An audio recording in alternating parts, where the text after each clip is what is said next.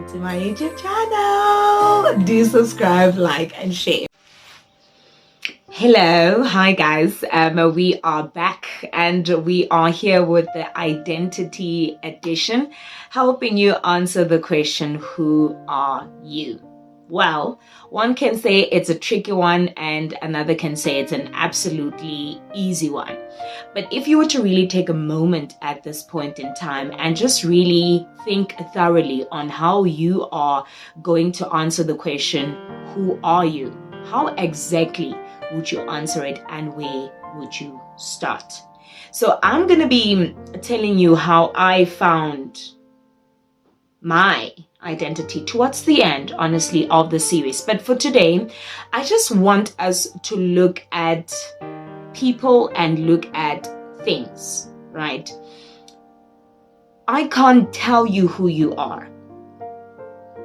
You need to find out the truth about who you are. Or one would say your truth, because people nowadays are using their freedom to do absolutely whatever it is that they want. The question is, are they doing it the way it was supposed to be done? Just asking. So for anything to exist on planet Earth, it has to be created by someone.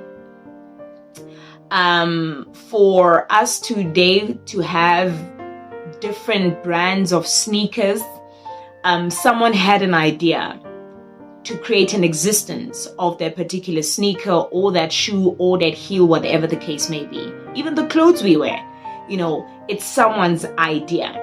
So for anything to really exist, someone needs to think about it. Now, when it comes to mankind and how they have been created with so much excellence, could we say that for human beings to exist, we were also someone's idea? The question is, who? And now this is where it gets a bit tricky, because we cannot answer the question of identity without faith. We can't do it. Why? Because every human being believes that there is someone superior or something superior than us. And I would like to believe that most of us believe that it's God, who created the heavens and the earth. But other people would choose to disagree and say, no, but it could be this or it could be that, or the theory of evolution, one would say. Mankind are so smart and intelligent that they can use their own brain and use their freedom of choice to decide their own truth, even outside of the truth. But when things are made, like your shoes or your sneakers or your bags, your table and chairs, those things don't have a consciousness.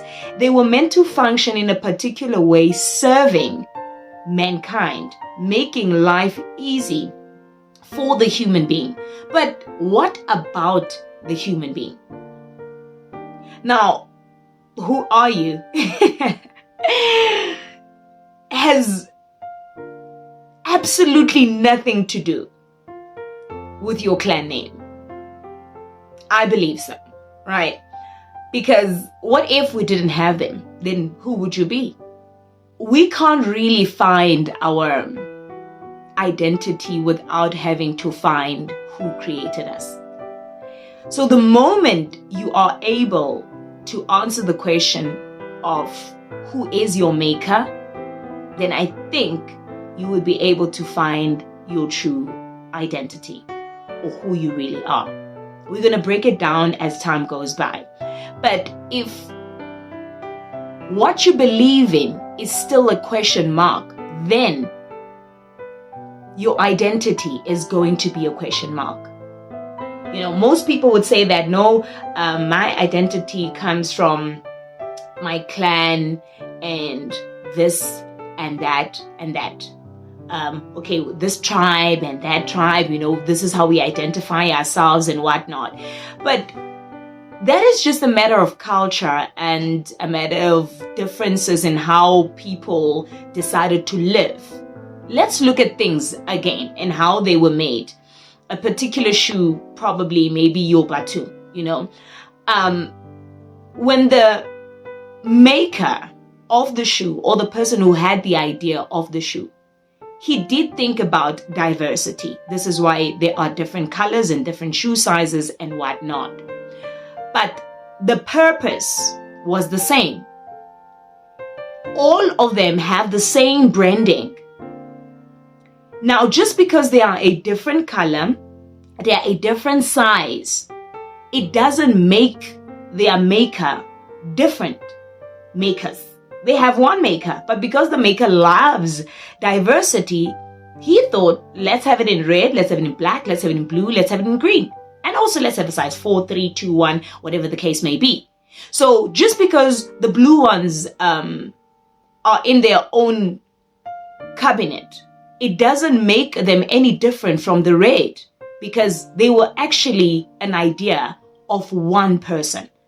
This is my truth, or rather understanding about mankind, that, well, like the maker of Batu, diversity, but yet still same idea, because we all have skin, we all have eyelashes, eyebrows, our fingers have we have nails, there are specific details when you look around outside of culture now, outside of clans and tribes, where you see that, but the function here is the same. The idea is the same. Couldn't mean that it was absolutely the same maker that created everyone. That's an answer you need to have to answer. That's a question you need to have to answer yourself.